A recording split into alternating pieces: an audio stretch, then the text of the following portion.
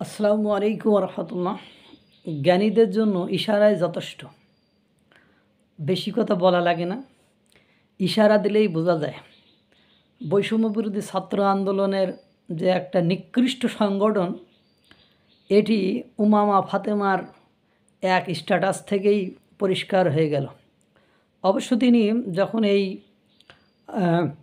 বৈষম্য বিরোধী সম্মেলন বৈষম্য বিরোধী আন্দোলনের আপনার পথটা ছেড়ে দিয়েছিলেন, তখন অনেক কিছু পরিষ্কার করে গিয়েছিলেন এবং তাদের জন্য বদদোয়াও দিয়ে গিয়েছিলেন।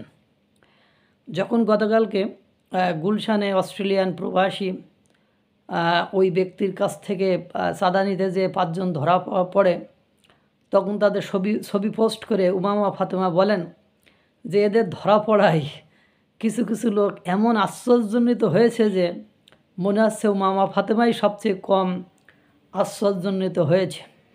অথচ এরা সচিবালয়, গুলশান থানা সর্বত্রই অঘটন ঘটাতে সমন্বয়কদের ডান হাত ভামাচ্ছিলেন। এবং এদের মধ্যে রিয়াদ নামক এক ব্যক্তি উমামা ফাতেমার সাথে রূপায়ণ টাওয়ারে ব্যাপক খারাপ আচরণও করেছিলেন। এবং তারা এই প্রথম, এর আগে তাদের বিরুদ্ধে এরকম অহরহ খোঁজ নিয়ে দেখেন আপনারা, অহরহ অগণিত অজস্র আপনার আপনার সাদাবাজি, আরও অনিয়ম অনৈতিক কর্মকাণ্ডের আপনারা সংবাদ পাবেন।